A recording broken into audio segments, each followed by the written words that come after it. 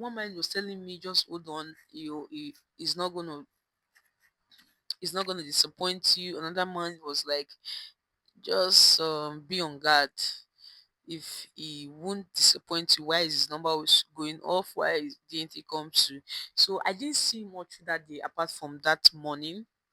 That morning that he came to tell me around 7 a.m., maybe after 6, that he is going to, that his boss called him and he need to go to work. So that was the last time I saw him. So the next day I started calling around 7, number was switched off. By 7 a.m. his phone was switched off. I called and called and called. And this is somebody that his number was always going through before I came to Abuja. I called and called, number switched off. Called and called, number switched off. Okay, yeah. That Saturday morning, he was the one that reached out to me first. Yeah. He reached out to me telling me that he's coming, I shouldn't worry, that he's coming to pick me. He reached out to me first that morning. And he said in 1 hour time he's gonna call me.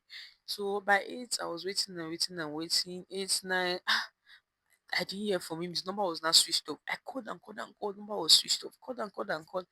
At a point, it was no longer his number went through, but it was not picking.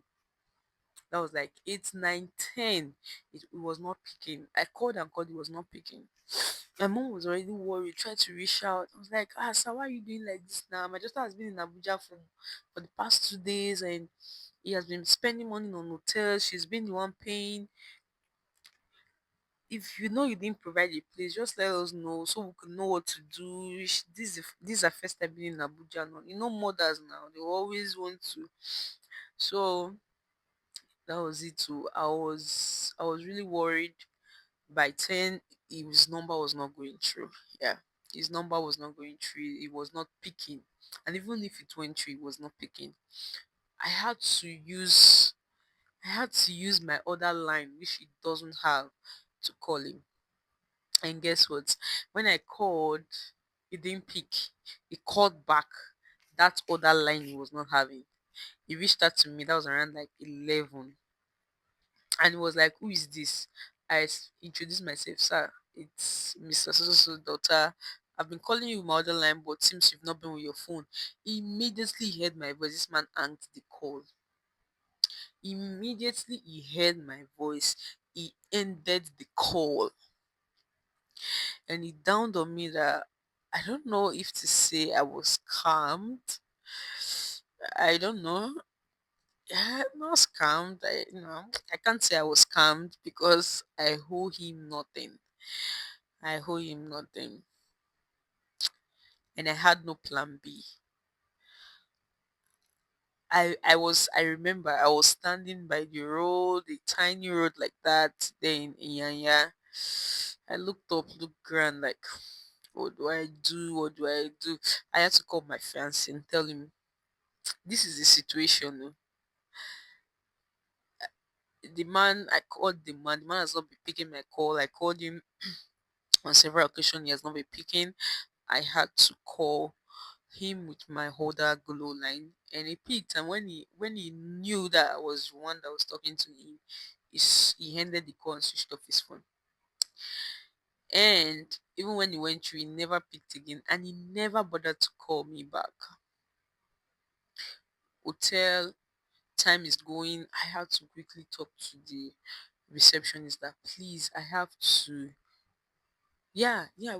Before I even had to communicate to the receptionist, when I spoke to my friends, like, I was so down. I can't even remember if I cried, but I was so heartbroken. I was mesmerized. I was so heartbroken. So my fiance was like, "Don't worry." He sent me money. God will bless him. God will bless him. He sent me money to go and look for an accommodation. And that was it. I had to meet with the receptionist, the lady. I told her, please, because that day was a Saturday. I told her, please let me just drop my bag. Yeah, I'm coming. I don't want this what happened yesterday to happen today. And she was really friendly and nice to me. So she allowed me to drop my bag there. She talked to the other person that was to resume the tea. So they were actually nice, and I boarded a bike and I told the bike, please, I need an accommodation right now. And that was like this bike guy, like it was just God that sent that guy to me. This bike guy helped me out to cash for an apartment. We're moving to different locations. Like I just bothered him for that whole day. I paid him for that whole day.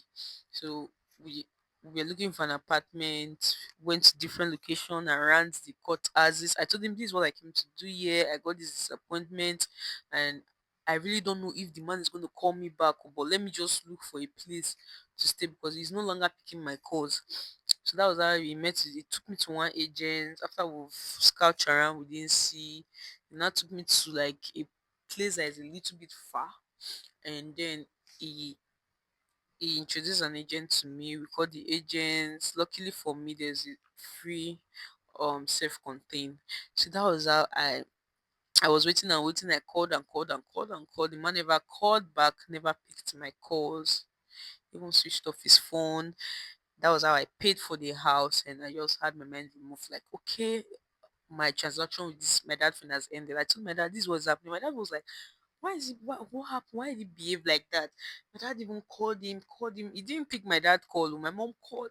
He didn't pick anybody's call again. He would switch off the phone. He put on the phone just like that, and that was how I was able to secure a place in Abuja. It was really a sad and a happy story because the place I secured actually led to victory for me at the end. At least I left Abuja smiling. I left Abuja smiling. I left Abuja smiling. So you see that experience actually opened my eyes to so many things. Real I am not the kind of person that actually believe in free gifts. I am not. I don't belong